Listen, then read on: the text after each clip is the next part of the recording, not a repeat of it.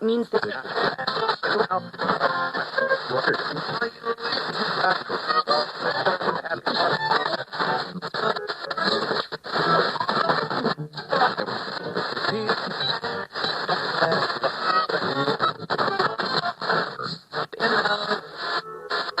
do it.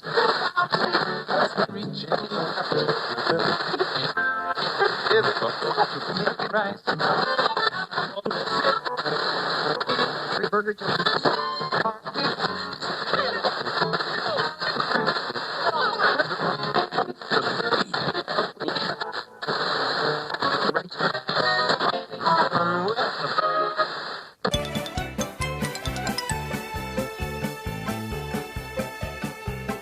Welcome to Airchecks. We will be presenting a full episodes of The Hitchhiker's Guide to the Galaxy and Dirk Gently's Holistic Detective Agency for the next 6 episodes as a tribute to Douglas Adams. The beginning starts at episode 21, R1 on September 16, 2023. Today is the first episode of the secondary phase series of The Hitchhiker's Guide to the Galaxy. One of Adams' stated goals was to be experimental in the use of sound. Being a fan of Pink Floyd and the Beatles, and especially the experimental concept albums both bands produced in the late 1960s and early 1970s, Adams wanted the program to have the feel of a rock album. To convey the idea that you actually were on a spaceship or an alien planet, that sense of a huge aural landscape. The first series was the first BBC radio comedy to use stereophonic techniques. Adams later said that before Hitchhikers, stereo was deemed impossible for radio comedy and after it was made compulsory. Producer Jeffrey Perkins recalled that the technology available in 1978 for mixing sound effects at the BBC's Paris Theatre radio studio was limited. The production had one 8-track tape recorder at their disposal, and so many of the effects in the program were mixed live with tape loops of background sound effects strung around the recording studio. Actors whose speech needed to be modified in post-production by radiophonic technicians, such as Stephen Moore's performance as Marvin the Android, were recorded in isolation from the main humanoid characters. Moore recorded most of his performance in a cupboard and met the other actors only after the first session was complete. The first radio series, first 6 episodes, was broadcast on BBC Radio 4 in March and April 1978. A 7th episode was broadcast on December 24, 1978. This 7th episode was commonly known as the Christmas episode. This had nothing to do with Christmas except in an early draft, which would have had Marvin the Paranoid Android as the star that was followed by the 3 Wise Men. Let's start with the first episode of the secondary phase, entitled Fit the 7th. The Hitchhiker's Guide to the Galaxy by Douglas Adams, starring Peter Jones as the Book. There is a theory which states that if ever anyone discovers exactly what the universe is for and why it is here, it will instantly disappear and be replaced by something even more bizarrely inexplicable. There is another theory which states that this has already happened. There is yet a third theory which suggests that both of the first 2 theories were concocted by a wily editor of the Hitchhiker's Guide to the Galaxy in order to increase the level of universal uncertainty and paranoia and so boost the sales of the guide. This last theory is, of course, the most convincing, because The Hitchhiker's Guide to the Galaxy is the only book in the whole of the known universe to have the words "Don't Panic" inscribed in large, friendly letters on the cover.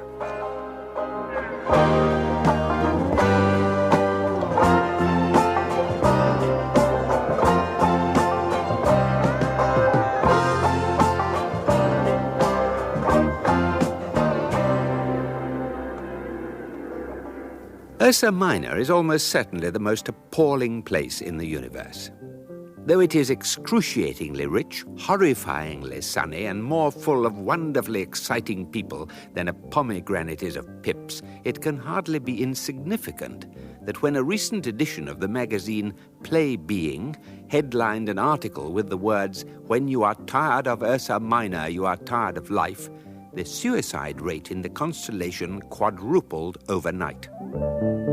Play Being, a curious journal devoted in roughly equal parts to galactic politics, rock music, and gynecology, has much to answer for in this respect.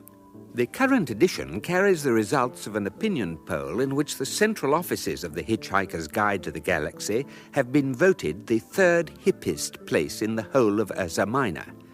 According to this same poll, the second hippest place in the whole of Ursa Minor is the entrance lobby to the same offices. This is what it sounds like. Hey, hi, man. Hi, man. How's it going, man? Oh, great, man. Stay cool. Yeah. Hello? Yes. Megadodo Publications, home of the Hitchhiker's Guide to the Galaxy, the most wholly remarkable book in the whole of the known universe. Can I help you? What? Yes, I passed your message on to Mr. Zarny Whoop, but I'm afraid he's too cool to see you right now. He's on an intergalactic cruise. Yeah, he is in his office, but he's on an intergalactic cruise. And according to this same poll in Playbeing, the hippest place in the whole galaxy is the left cranium of the fugitive galactic president, Zaphod Beeblebrox. Just entering the air traffic space of Ursa Minor Beta is an enormous Arcturan megafreighter carrying a larger number of copies of Playbeing than the mind can comfortably conceive. Ursa Minor Beta Air Traffic Control, this is AMF-3 requesting homing beacon for planetfall. Come in, control. Ursa Minor Beta ADC receiving you. Beacon activated. Automatic docking will proceed in 2 hours. Acknowledge. Thank you, ATC. Oh, makes you sick, doesn't it, Captain? What? Look at the Visi screen. See that big white city there? The whole bloomin' thing is just Hitchhiker's offices. Palm trees and so many swimming pools you need a bloody gondola to get about. Well, that's success for you, isn't it? Is it? Is it? Well, I ask myself. All gone soft, haven't they? Hitchhiking, what do they know about it? Get one of that lot to stick out their thumb, it would probably fall off. I mean, it's all just fat cat business. What's the name of that bloke who runs it now? Maxwell Cat. Well, you know what they say, don't you? They had to move to a bigger planet because he got so fat he kept sliding off the old one. I mean, I've heard they've created a whole electronically synthesized universe in one of their offices so they can go and research stories during the day and still go to parties in the evening. Yeah, bloody clever, of course, but it's got nothing to do with the real galaxy, is it? Nothing to do with life. Talk a lot, didn't you? Yeah, well, there's not much else to do on these ships, is there? Great automated monsters. I've had 3 buttons to press in the past 500 light years, and that was just to put the coffee machine onto manual. Docking 1 hour, 54 minutes. Peter and out. Actually, I just picked up a hitchhiker. You what? Odd block. He was in a bad way. He was hitching the hard way, see. So I said to myself... Docking in 1 hour, 52 minutes. Kevin and out. Well, look, who is he? I don't know. Didn't give his name, and he'd wrapped his heads in a towel, so I... Heads? Yes, just the 2. I put him in the sleeping quarters to recover. I've recovered. Who the hell are you? Don't ask. But Turn the radio on. What? Now, look Turn here. the radio on.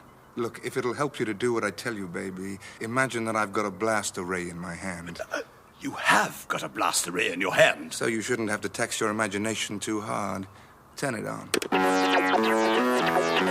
And news reports brought to you here on the sub-ether wave band, broadcasting around the galaxy around the clock, bringing light and enlightenment to all non-evolved life forms, saying a big hello to all semi-evolved life forms, and causing severe brain damage to anyone higher up the evolutionary ladder than a demented bee. But first, the up-to-the-minute shock news. Reports have just reached us that Zaphod Beeblebrox, the only man in history to terminate his term as galactic president by stealing a spaceship he was meant to be launching, has finally met his end. Yes, the Big Z is now finally Big D-E-A-D. We asked his private brain care specialist, Gag Halfront, if this was just a publicity stunt. Well, Zaphod's just this guy, you know. But what about these reports which say that Zaphod Beeblebrox has been eaten by Haganenon? Well, he's an impetuous fellow, you know. And is now seriously dead? Who can say? Haganenons are they not super evolutionary life forms? That is to say, they can re-evolve into any shape in a matter of seconds. They are crazy mixed-up animals, you know. And it was while this Haganenon had temporarily evolved into the form of the ravenous bug-blatter beast of Traal that he ate Zaphod Beeblebrox. Well, this is what we find. So it would be true to say that Zaphod Beeblebrox is finally dead. True, but probably unimportant. And why is that? Well, Zaphod's just this guy, you know. And now some news from some of the outlying regions of the galaxy. A report out today from the Western Spiral Arm says that the wheel is commercially unviable. Economic experts... Look, sorry I had to wave this blaster at you, but as you just heard, I've had a bad day. What? You mean that's you? Yeah. You do lead an interesting life, don't you, Mr. Beeblebrox? It is, of course, perfectly natural to assume that everyone else is having a far more exciting time than you. Human beings, for instance, have a phrase which describes this phenomenon. The other man's grass is always greener. The Sheltonac race of Broop Kidron 13 had a similar phrase, but since their planet is somewhat eccentric, botanically speaking, the best they could manage was, the other Sheltonac's jupilberry shrub is always a more mauvais shade of pinky russet. And so the expression soon fell into disuse, and the Sheltonacs had little option but to become terribly happy and contented with their lot, much to the surprise of everyone else in the galaxy, who had not realized that the best way not to be unhappy is not to have a word for it. Arthur Dent is, of course, terribly unhappy. As is now well recorded, he and Ford Prefect escaped from the planet Earth on the day that it was unexpectedly demolished to make way for a new hyperspace bypass. Bypasses are devices which allow some people to dash from point A to point B very fast, whilst other people dash from point B to point A very fast.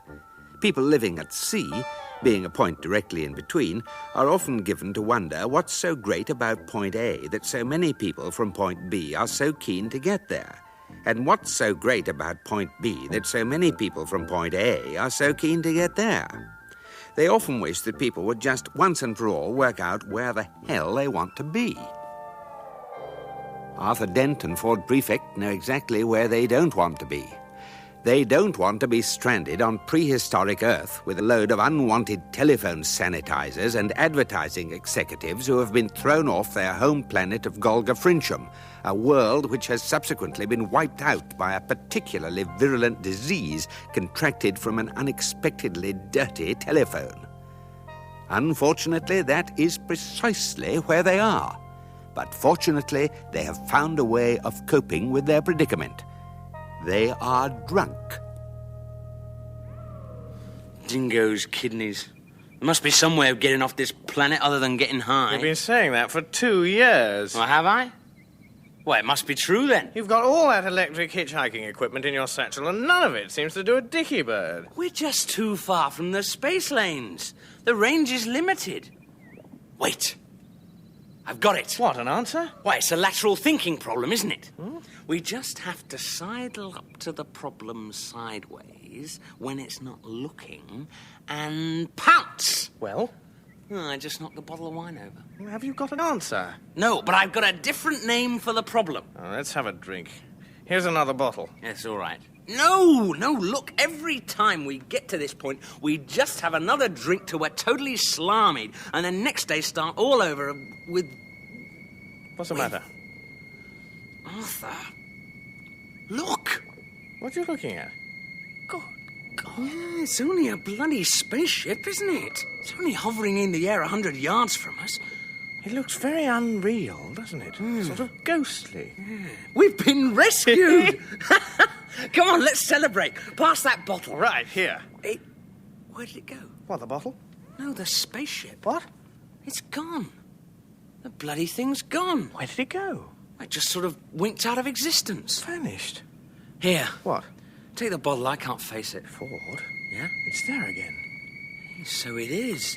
Well, what's going on? It just came again. Pop. It comes and goes like magic. I'll tell you our trouble, mate. We're too sober by half. Come on, I will have that drink. I think I just...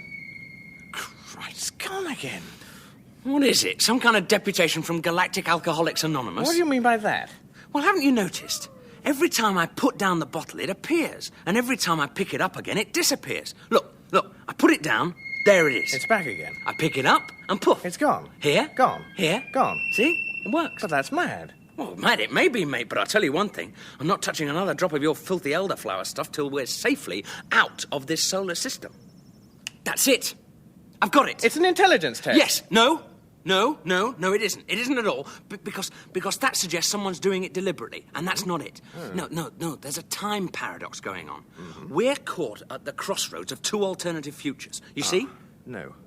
No, I thought you wouldn't. Listen, the ship first appeared when I said, let's actually sit down and work out this problem of getting off this planet, right? Yes. And then every time we reached for the bottle instead, or just expected the problem to solve itself, the ship disappeared. Right. So, in one of the alternative futures, we work out a way of signalling to a ship, which then returns through time to pick us up. And in the other alternative, we just get drunk and ignore the problem, so no solution, no ship. I wonder what Rooster would do. Who's Rooster? Mate of mine, another researcher on the Guide. Great little thinker, Rooster. Great hitcher.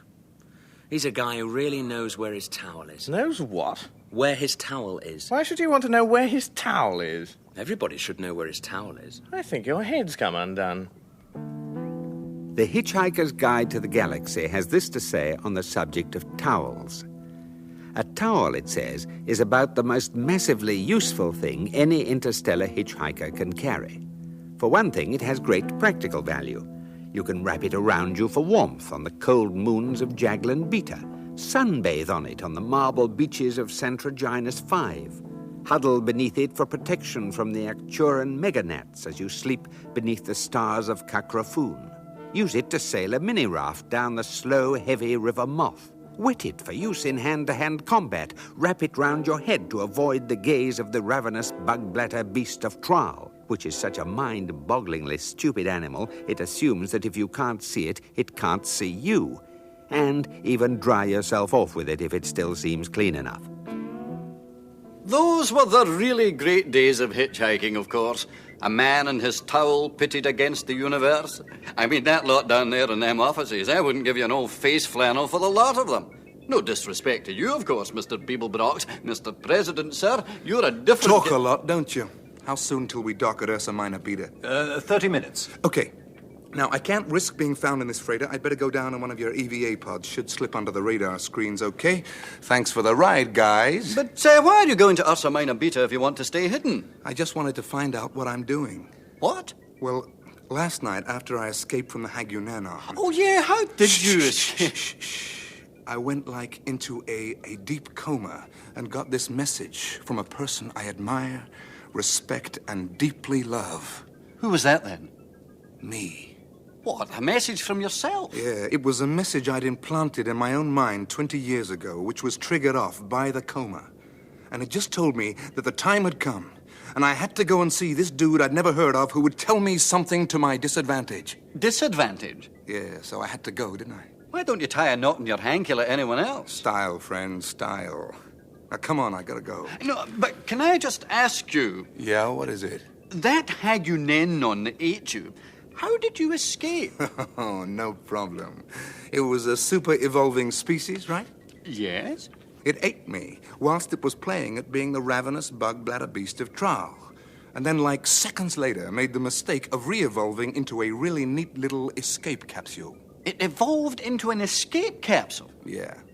But that is really incredible. Yeah. I can't help it if I'm lucky. Pod 5, launching. Several hours later, 5 billion tons of Play-Being magazine were unloaded on Ursa Minor Beta, causing a slight but largely irrelevant shift in its orbital trajectory. A few hours later still, Zaphod Beeblebrox, the owner of what Play-Being readers had deemed the hippest place in the universe, walked into the entrance lobby of the Hitchhiker's Guide to the Galaxy, deemed merely the second hippest place in Ursa Minor. Zaphod Beeblebrox does not like Ursa Minor either. Okay, where's Zarniwoop? Get me Zarniwoop. Excuse me, sir? Zarniwoop, get him, right? Get him now. Well, sir, if you could be a little cool about it... Look, I'm up to here with cool, okay? I am so amazingly cool, you could keep a sight of meat in me for a month. I am so hip I have difficulty seeing over my pelvis. Now, will you move before I blow it? Well, if you'd let me explain, sir... I'm afraid that isn't possible right now, as Mr. Zarniwoop is on an intergalactic cruise. When's he going to be back? Back, sir? Well, he's in his office. This cat's on an intergalactic cruise in his office? Yes, sir. Listen, Three Eyes, don't you try to out-weird me. I get Stranger Things than you free with my breakfast cereal. Well, just who do you think you are, honey? Zaphod Beeblebrox or something? Yeah, count the heads. Well, I'm sorry, sir, but... What did you say? Oh, photons. You Our Zaphod Beeblebrox? Yeah, but don't shout or they'll all want one. The Zaphod Beeblebrox? No, just a Zaphod Beeblebrox. Didn't you hear? I come in 6 packs. But, sir, it was on the sub-ether radio this morning. It said you were dead. Yeah, that's right. I just haven't stopped moving yet. Now, where do I find Zarny Whoop? Well, sir, his office is on the 5th floor. But he's on an intergalactic cruise. Yeah. How do I get to him? Well, the newly installed Sirius Cybernetics elevators are in the far corner, sir. Sirius Cybernetics? Oh, Zarquan, haven't they collapsed yet? Sir, can I ask why you want to see Mr. Zarny Whoop? Yeah, I told myself I needed to. Come again, sir? I came to myself in a dream and said, go see Zarny Whoop. Never heard of the cat before, but I seemed very insistent. Oh, Mr. Beeblebrox, sir. You're so weird you should be in pictures. Yeah, baby, and you should be in real life. It will take Zaphod Beeblebrox at least 30 seconds to cross the entrance lobby of the Hitchhiker offices, and at least another 3 minutes will then elapse before the offices are finally bombed to bits. It would therefore seem an appropriate moment to recount that Trillian also effected a fortuitous escape from the Hagunennons, only to be carried off and forcibly married to the president of the Algolian chapter of the Galactic Rotary Club. Whilst Marvin, the paranoid android, has survived a remarkable and unwieldy series of adventures which he has never been able satisfactorily to explain, and has now, by the most amazing coincidence, arrived exactly here. Excuse me. Yes, sir. Can I help you? I doubt it. Oh, well, in that case, if you'll just No excuse me. one can help me. Yes, sir. Well, Not that anyone's ever tried, of course. Is that so? Hardly worth anyone's while, really, is it? I'm sorry, sir, but if you... Where's the percentage in being kind or helpful to a robot if it doesn't have any gratitude circuits? And you don't have any. I've never had occasion to find out. Listen to me, you miserable heap of Aren't you maladjusted going metal. to ask me what I want? Is it worth it? Is anything? What do you want? I'm looking for someone. Who? Zaphod Beeblebrox. He's just walking over there. Ah, then why did you ask me? I just wanted someone to talk to. What? Oh. Pathetic, isn't it? Goodbye. Oh, Marvin! How did you get here? Don't ask. But hey, you crazy psychotic cybernaut, how are you, kid? I'm all right if you happen to like that sort of thing, which personally I don't. Yeah. Hello. Hello, lift. I am to be your elevator for this trip to the floor of your choice. I have been designed by the Sirius Cybernetics Corporation to take you, the visitor to the Hitchhiker's Guide to the Galaxy, into these, their offices. If you enjoy your ride, which will be swift and pleasurable, then you may care to experience some of the other elevators which have recently been installed in the offices of the Galactic Tax Department, Boobaloo Baby Foods, and the Syrian State Mental Hospital, where many ex-Sirius Cybernetics Corporation executives will be delighted to welcome your visits, sympathy, and happy tales of life out in the big wide world. Yeah, what else do you do besides talk? I go up or down. Good, we're going up. Or down. Yeah, okay, up, please. Down's very nice. Oh, yeah? Super. Good. Now, will you take us up?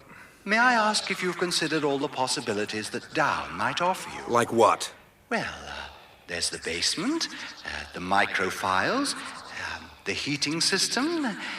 Nothing particularly exciting, I'll admit, but they are alternative possibilities. Oh, Zarquan's knees, did I ask for an existential elevator? What's the matter with the thing? It doesn't want to go up. I think it's afraid. Of what? Heights? An elevator that's afraid of heights? Of the future. The future? What does it want, a pension scheme? All Sirius Cybernetics elevators can see into the future. It's part of our programming. Going down. Marvin, just get this elevator to go up, will you? We've got to get to Zarny Whoop. Why? I don't know, but when I find him, he'd better have one hell of a good reason for me wanting to see him.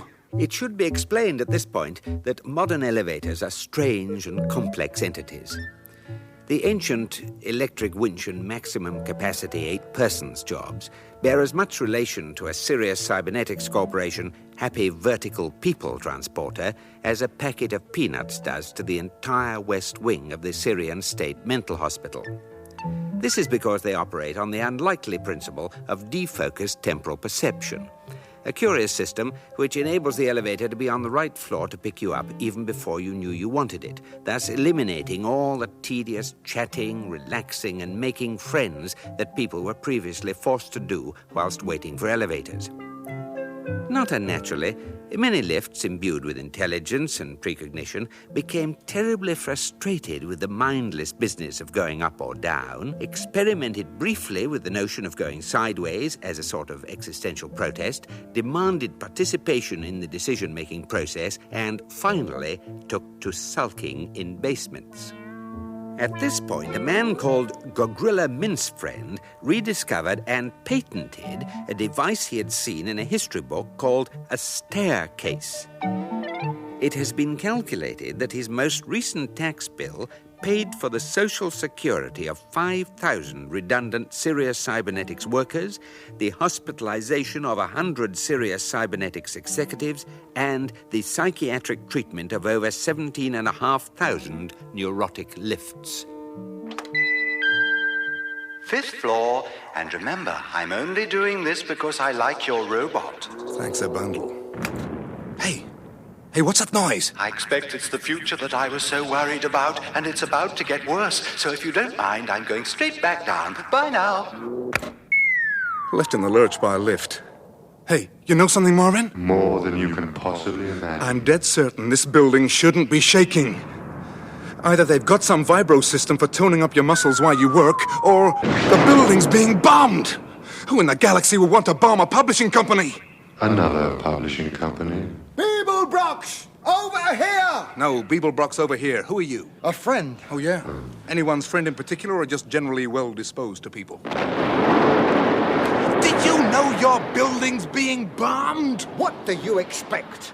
Ever since you arrived on this planet last night, you've been going round telling people that you're safe at Beeblebrox, but they're not to tell anyone else. Well, I'm very insecure. So's this planet now.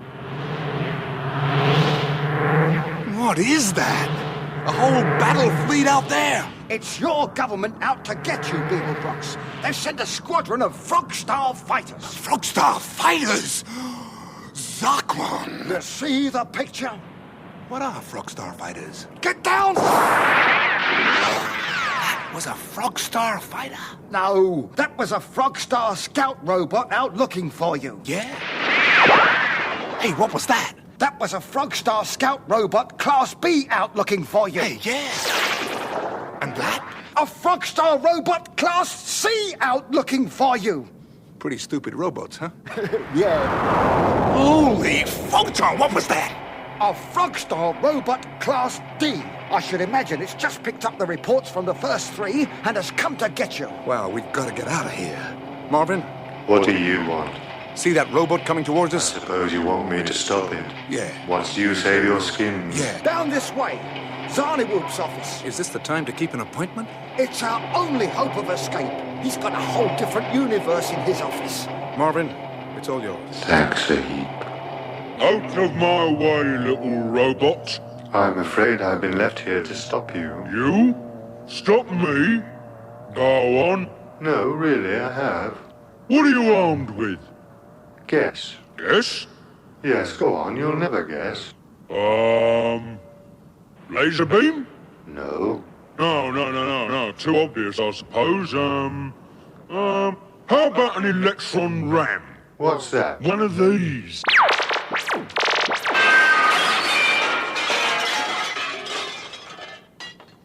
No, not one of those. Good though, isn't it?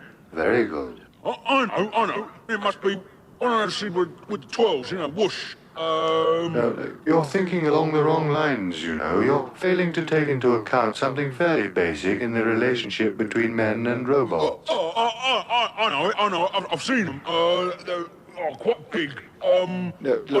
No, just think. They left me an ordinary menial robot to stop you, a gigantic heavy-duty battle machine, whilst they ran off to save themselves. What do you think they would leave me with? Well, something pretty damn devastating, I would expect. Expect? Oh, yes, expect. I'll tell you what they gave me to protect myself with, shall I? Yes, all right.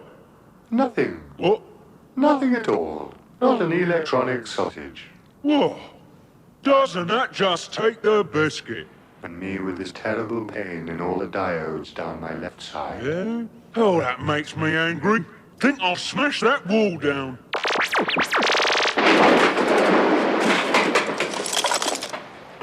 That's very impressive. Oh, you ain't seen nothing yet. I can take this floor out too. No trouble.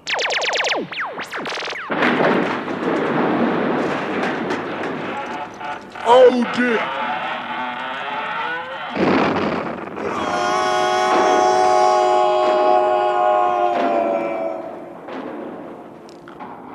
What a depressingly stupid machine.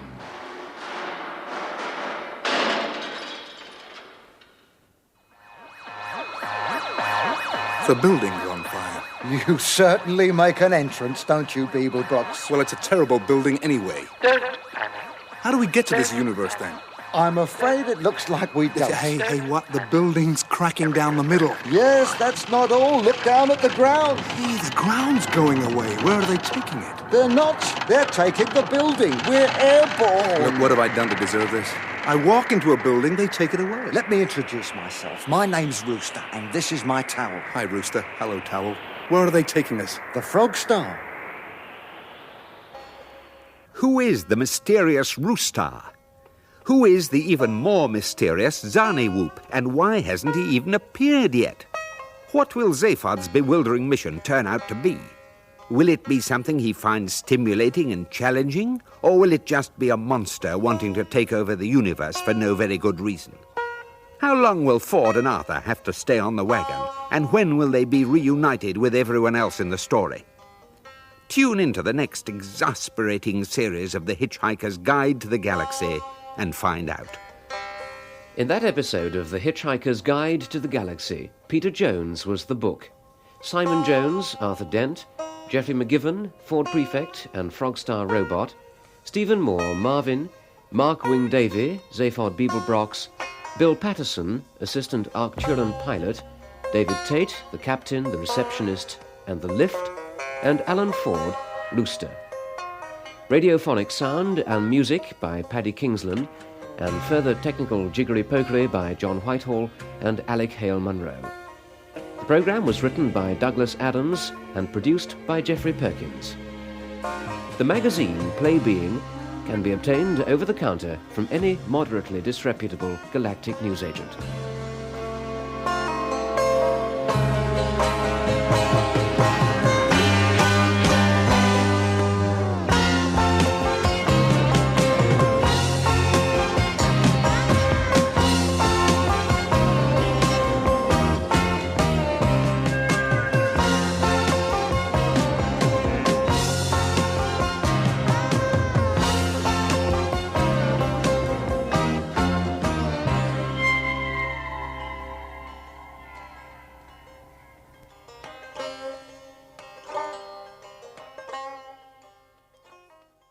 That was first episode of the secondary phase, entitled Fit the 7th. Here we go with the next episode, Fit the 8th. The Hitchhiker's Guide to the Galaxy by Douglas Adams, starring Peter Jones as the book.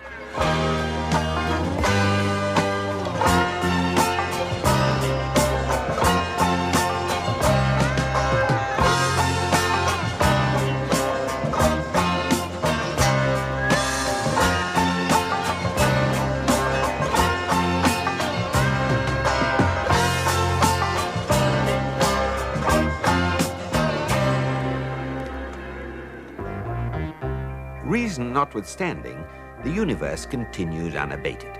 Its history is terribly long and awfully difficult to understand, even in its simpler moments, which are, roughly speaking, the beginning and the end. The wave harmonic theory of historical perception, in its simplest form, states that history is an illusion caused by the passage of time, and that time is an illusion caused by the passage of history. It also states that one's perception of these illusions is conditioned by three important factors: who you are, where you are, and when you last had lunch with Zaphod Beeblebrox. Zaphod Beeblebrox's last meal was taken at the restaurant at the end of the universe, since when he has been catapulted through time in a Hagunenon spaceship eaten by a carbon copy of the ravenous bug-blatter beast of Trial, received strange and unedifying instructions from himself in his sleep, and in consequence made his way to the office building of the Hitchhiker's Guide to the Galaxy, which was then unaccountably attacked by a squadron of Frogstar fighters, hauled in its entirety off the surface of the planet, and is now carrying Zaphod and his mysterious new friend Rooster in the general direction of the even more mysterious Frogstar. He is, therefore, not unnaturally feeling a little peckish.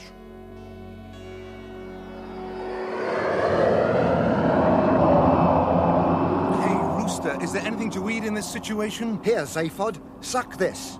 You want me to suck your towel? The yellow stripes are high in protein. The green ones have vitamin B and C complexes, and the little pink flowers contain wheat germ extract. What are the brown stains? Barbecue sauce. Ugh! Yeah, it tastes as bad as it looks. Yes, when I've had to suck that end a bit, I usually need to suck the other end too. Why, what's in that? Antidepressants. Much has been written on the subject of towels, most of which stresses the many practical functions they can serve for the modern hitchhiker. Two seminal books are Wordle Sneng's compendious tome, Bath Sheets in Space, which is far too large to carry, but sits magnificently on fashionable coffee tables, and Frat Gad's handbook, Heavily Modified Face Flannels, an altogether terser work for masochists. However, only the Hitchhiker's Guide explains that the towel has a far more important psychological value, in that anyone who can hitch the length and breadth of the galaxy, rough it, slum it, struggle against mind-boggling odds, win through, and still know where his towel is clearly a man to be reckoned with. Hence a phrase which has passed into hitchhiking slang, as in, "Hey, you sass that hoopy, Ford Prefect. There's a prude who really knows where his towel is." Sass means know, be aware of, meet, have sex with. Hoopy means really together guy, and Frood means really amazingly together guy. Meanwhile, important questions are beginning to frame themselves in Zaphod Beeblebrox's mind.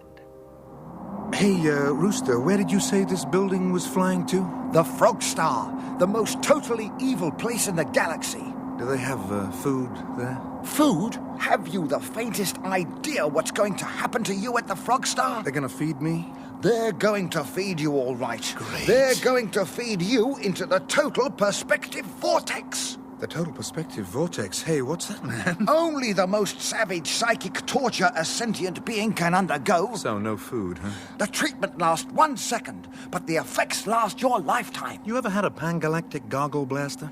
This is worse. Free-yow. Ah, hello there. You must be Zaphod Beeblebrox, yes?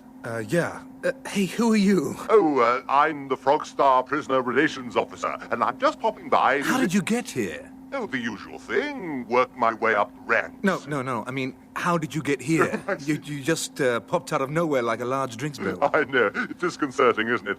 Look, I just popped along to see how you were getting on. Enjoying the trip? No, not at all. Oh, well, it'll soon be over. We should be arriving at the Frogstar in an hour or so.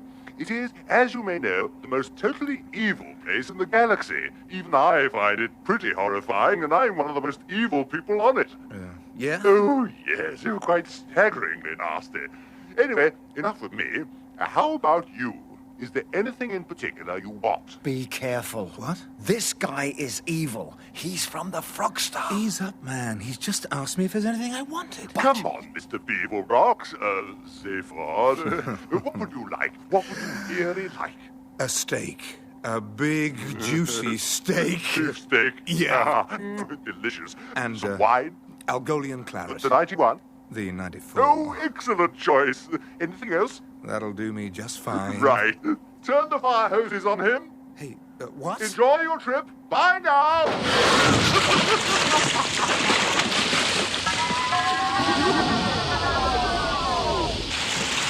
Don't say that I didn't warn you, Beeblebrox. Well, what the hell was the point of all that? They're just playing with you, softening you up. I told you, they're going to put you into the total perspective vortex. What is this thing? What does it do? The principle is very simple. Though the principle on which the total perspective vortex works is indeed very simple, it will not for the moment be revealed. The purpose of this deliberate withholding of vital information is to occasion sensations of suspense, fear, and anxiety within the legal limits laid down by the Galactic Statute of Narrative Practice. These sensations can be emphasized further by reference to this recording of a man being put in the vortex. And this one. And this one. Provided that equal emphasis is given to the fact that one man in the entire history of the cosmos did survive its effects unharmed. To establish the identity of this man and see how he achieved it, it is now necessary to travel 2 million years backwards in time to where Ford Prefect and Arthur Dent are stranded in the primeval past of the utterly insignificant planet Earth. They are faced with a problem, in that a spaceship which has apparently traveled back in time to rescue them cannot materialize until they have worked out a way of sending a message forward in time to summon it.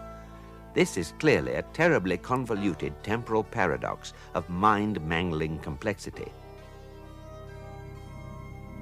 Perhaps we could wave your towel at it. You know what your trouble is, Arthur? You've got as much grasp of multi-temporal causality as a concussed bee. Ah, you don't think it would work, then? No. That ship hovering there is only a potential ship, the possibility of one. We could still wave at it. Yeah, very friendly, but chronologically inept. Listen, we have to send a message forward in time. Yes? To where that spaceship is going to be. We don't know where. No. We don't know when. No. And anyway, we haven't got a time machine. No. So? You're right. What? We might just as well wave a towel at it. Right. Hello! Hello! Hello! Spaceship! We're just down here! Cooey! Cooey! Ford! It's coming down. Look, it's coming down to us. I don't believe it. It's impossible. But it's happening. Hey, I don't like the look of that. What? It's wobbling. I think it's going to crash. Fire your retro rockets, you idiot! Too hard! Much too hard! Run, Arthur. Run for your life. Make for the hill. What hill? Well, there was a hill there a moment ago. What, that rather nice one with all the daffodils? Damn the daffodils. The whole hill's gone. The ground's heaving beneath us. That ship's caught in a bloody earthquake. Look, the hill's come back. It's erupting. We must be on a volcanic fault. Watch out!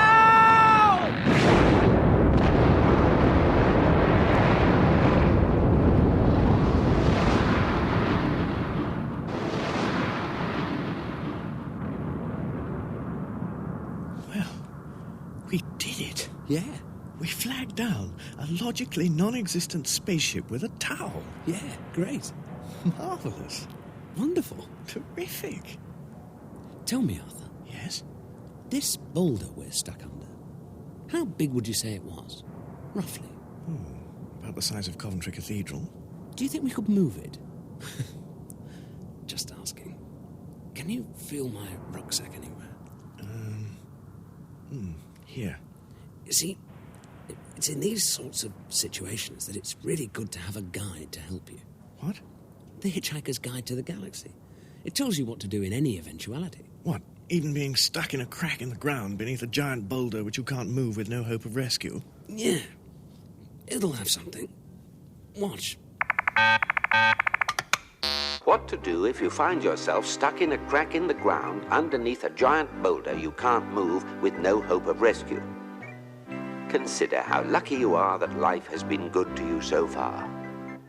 Alternatively, if life hasn't been good to you so far, which, given your current circumstances, seems more likely, consider how lucky you are that it won't be troubling you much longer. It's time I did something about that book. Shame we lost the towel. What happened to it? Blew away in the wind. Fell in the river and a stream of lava rolled over it. It'll give the archaeologists something to think about. Prehistoric towel discovered in lava flow. Was God a Marks and Spencer sales assistant? What are you doing, Arthur? Feeling the rock above my head. It seems to be humming. Humming? Why should a rock hum? Perhaps it feels good about being a rock. No, I mean it's vibrating.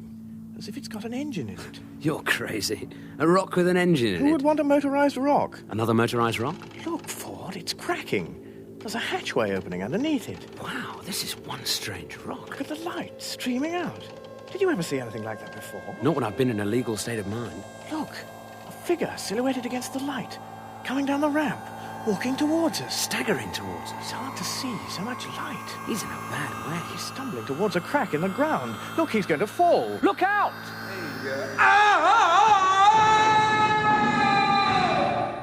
Sargon.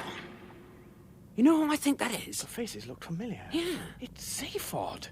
What's he doing coming out of a rock? Well, who says he needs a reason? Well, come on, we've got to help him. Zaphod? Zaphod, you seem to have fallen down a 30-foot hole. I think he knows that. Is he all right? But what does it look like? Zaphod? Zaphod, what happened to you? My head hurts. Can you tell me what happened? They took me to the Frog Star. The Frog Star? What's the Frog Star? I've been in the total perspective vortex. Oh, no. Yeah. What's the total... Quiet. Ford, I'm very ill. Well, if you've been in that thing... Very ill, very ill. What's the vortex? The vortex is the worst thing that can happen to anybody. Oh, no, the vortex was okay, but afterwards... Afterwards? After the vortex? Yeah, I had to celebrate, didn't I? I'd been drunk for a week. Oh, my heads are killing me. Look, will you help me out? Hi there, guys. This is Eddie, your shipboard computer, welcoming you back on board the starship Heart of Gold. We are currently heading away from planet Earth on improbability drive, and all systems are just tickety-boo. Here we are again, happy as can be. Okay. Well, guys, you must be so amazingly glad to see me you can't even find words to tell me what a cool fruit I am. What a what? I know how you feel. I'm so great I get tongue-tied talking to myself. Hey, it's good to see you, Ford, and Monkey Man. Listen, I come from an ancient and distinguished race. Of hairdressers. Thank you, Ford. Hey, Zaphod! Hey, Ford, put it there. Hey! Yeah, and there. Hey! And there. Hey! And there. Whoa! But look, how did you escape from the hag and then on? Simple, I got lucky. How did you get this ship back? I got lucky. But how did you find us? I got your towel. What? Mailed by meteorite. Hey, that was a really neat trick. How did you do it? Do what? Get the towel fossilized, so when the planet blows up, 2 million years later, it gets hurled off into space and picked up by the improbability drive. Hey? How did you work it all out? We didn't. I just dropped the towel. Oh, so you got lucky too. That's cool. Hey, man, we are going to need a lot of luck where we are going next. Where's that? I'll tell you when you've asked me what happened on the Frog Star. What's the Frog Star? I thought you'd never ask. Many stories are told of Zaphod Beeblebrox's journey to the Frog Star. 10% of them are 95% true, 14% of them are 65% true, 35% of them are only 5% true, and all the rest of them are told by Zaphod Beeblebrox. Only one wholly accurate account exists, and that is locked in a trunk in the attic of Zaphod's favorite mother, Mrs. Alice Beeblebrox of 10 to the 8th Astral Crescent, Zufruzelchester, Beetlejuice 5. Though countless people have tried cajolery, bribery, or threats to get hold of it, she has carefully guarded it from all eyes for many years, waiting for what she calls the right price. But one fairly well-documented episode is referred to by Beeblebroxologists as the "Hey Rooster, I've just had this really hoopy idea" incident. Hey, Rooster, I've just had this really hoopy idea. We're in this wrecked building, right? Right. And the building's in this really amazing force bubble, right? Right. And the force bubble's flying through interstellar space, right? Right. And there are 7 Frog Star fighters towing us at about hyperspeed 12 to the Frog Star, right? It had better be a good idea, Beeblebrox. Oh, it's a smash! You want to hear it? Okay. Let's go to a discotheque. Are you crazy? What's the matter? Don't you like discotheques? Look, I got this free invite some cat was giving out in the street. Here it is. Ah, I'm with you, Beeblebrox. You reckon we could slide this plastic invite into a door lock, break out of the building, climb into one of the Frog Star fighters, and then maybe overpower all the guards with this terrifying, small plastic card? Look at the card, will you? Wormhole Disco. Loudest noise on Beetlejuice. Free body debit for one night only. What's a body debit? Oh, you have been roughing it for too long, Rooster. You missed out on progressive consumerism. Look, an old-style credit card, you press the panel on the card, it makes an instant debit on your bank account and an instant credit to the shop's account, right? I prefer hard cash. If you can't scratch a window with it, I don't accept it. Yeah, but get this. Body debit means you press this card and it debits all your molecules from where you're standing and your body goes into credit somewhere else. in the disco. Right. Escape. Yeah. It had better be a good disco. Listen, if it was a good disco, they wouldn't have to give away body debit cards. Right, Rooster, we are going to groove our way out of here. We did it! What did you say? I said we did it! What did you say? What? I said, what did you say? I can't hear! What? What? What? What? Hi there, baby. Hi there, baby. You want to dance? No! Do I look like I want to dance? You look like it to me. I must have got my wrong body on. Suit yourself then. Hi there, baby. You want to dance? Beeblebrox? All these dancers, they're robots. They're just to make the place look crowded, give it some atmosphere. But there aren't any real people here at all. So what's new? What's up? I just walked past this nozzle in the wall. It's spraying the smell of hot sweat over everything. Oh, yeah, okay, let's get out of here. Can you see a door? Yeah, it's right in the far corner. Let's go. You cannot go. You must have a good time. I'm trying to have a good time. I'm trying to go. Turn up the music. Turn up the music. Turn up the music. Turn up the music. Oh! You must have a good time. You must die. Did you come here often? They are passing out. Spray them with adrenaline. No. Make the lights flash. Make the lights flash faster. Faster. Flash faster. No. Let's go. Make the lights flash faster. Make the lights flash. Organic life forms have no sense of fun. Right. That must be the worst good time I ever had. Oh, still, we're free. There you are. Splendid. You!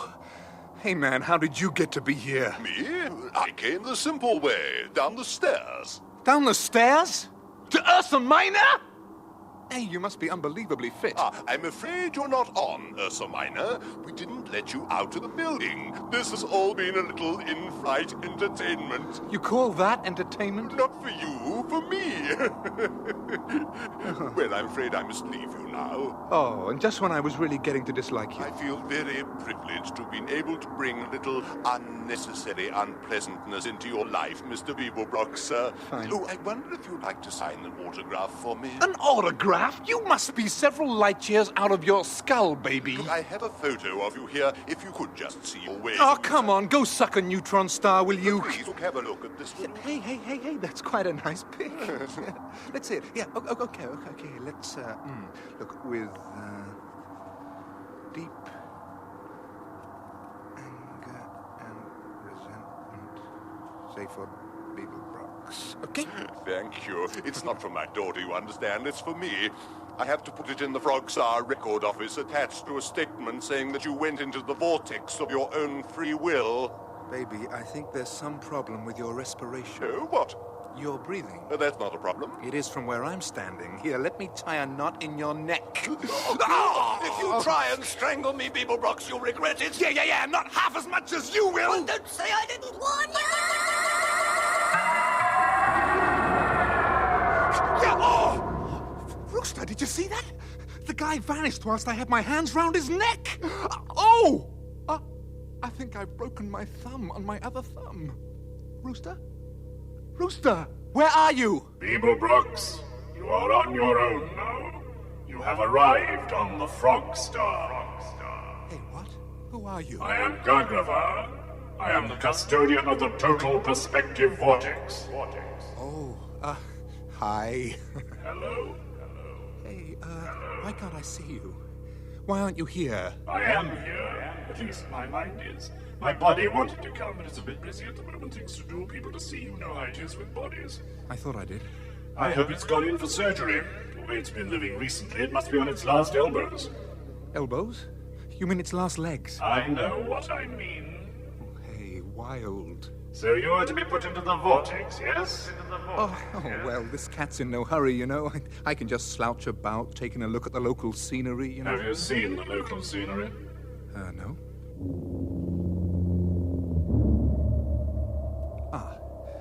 Okay, well, I'll just slouch about then. No, the vortex is ready for you now. You must come. Follow me. Yeah. How am I meant to do that? I'll hum for you. Just follow the humming. Okay. Anything for a weird life? The universe, as has been observed before, is an unsettlingly big place, a fact which, for the sake of a quiet life, most people tend to ignore. Many would happily move to somewhere rather smaller of their own devising, and this is what most beings in fact do. For instance, in one corner of the eastern galactic arm lies the great forest planet Oglaroon, the entire intelligent population of which lives permanently in one fairly small and crowded nut tree, in which tree they are born, live, fall in love, carve tiny speculative articles in the bark on the meaning of life, the futility of death and the importance of birth control, fight a few very minor wars, and eventually die strapped to the underside of some of the less accessible outer branches.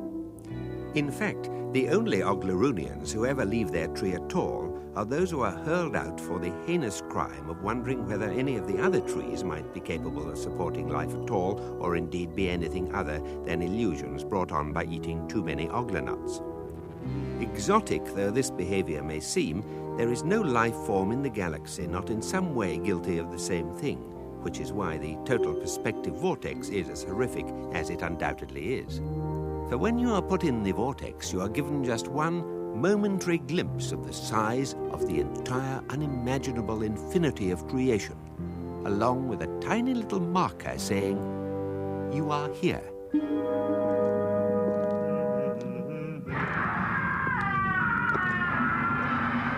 Hey, man, what was that? A man being put in the vortex, I'm afraid. We're very close to it now. Hey, it sounds really bad. Couldn't we maybe go to a party or something for a while, think it over? For all I know, I'm probably at one. My body, that is. It goes to a lot of parties without me. Says I only get in the way. Hey, oh, hey. I can see why it wouldn't want to come here. This place is the dismalest. Looks like a bomb's hit it, you know? Several have. It's a very unpopular place. The vortex is in the heavy steel bunker ahead of you. The universe does that to a guy? The whole infinite universe. The infinite suns. The infinite distances between them.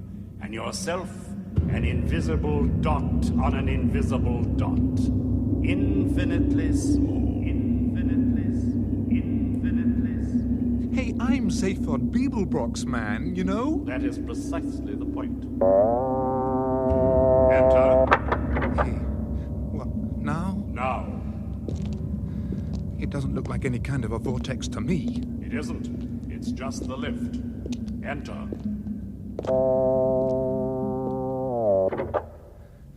I got to get myself in the right frame of mind for this. There is no right frame of mind. You really know how to make a guy feel inadequate? I don't. The vortex does. There. The vortex. The total perspective vortex. Enter, Beeblebrox. Enter the vortex. Enter the vortex. Okay, okay.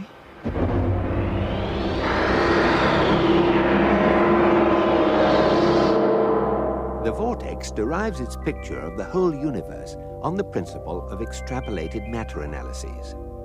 To explain, since every piece of matter in the universe is in some way affected by every other piece of matter in the universe, it is in theory possible to extrapolate the whole of creation, every galaxy, every sun, every planet, their orbits, their composition, and their economic and social history from, say, one small piece of fairy cake.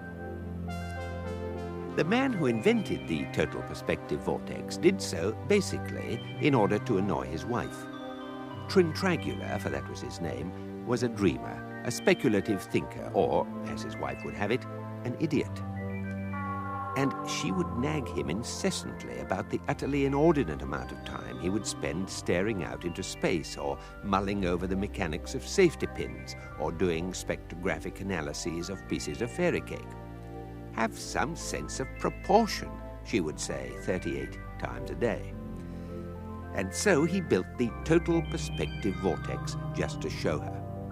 And in one end he plugged the whole of reality, as extrapolated from a fairy cake, and in the other end he plugged his wife, so that when he turned it on, she saw in one instant the whole infinity of creation and herself in relation to it. To Trintragula's horror, the shock annihilated her brain.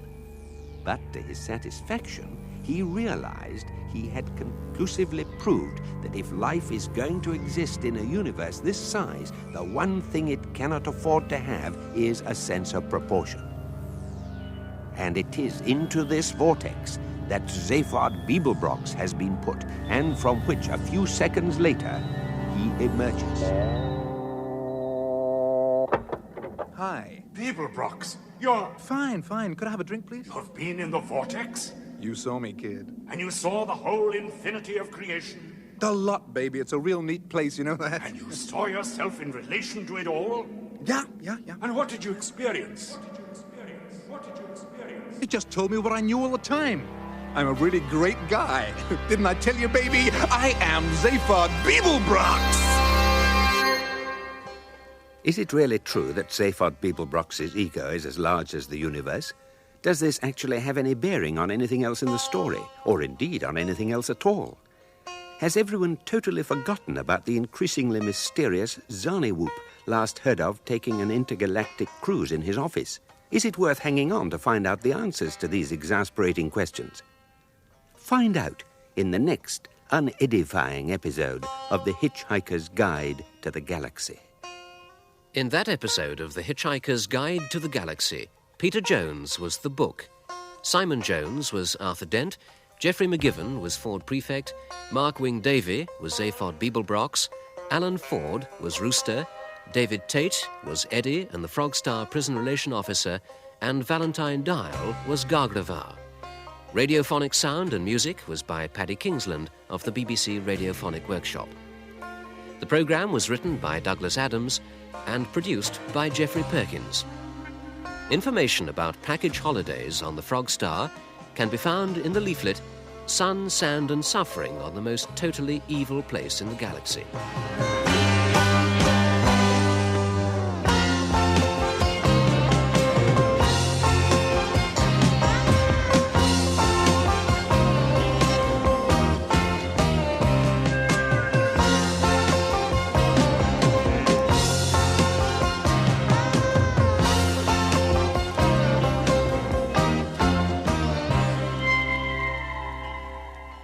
Hey, man, is that a piece of fairy cake? My stomach's just completely out to lunch. Yeah. The second episode of the secondary phase, entitled Fit the Eighth. Well, that's it for this hour. There will be more of The Hitchhiker's Guide to the Galaxy next hour on Airchecks.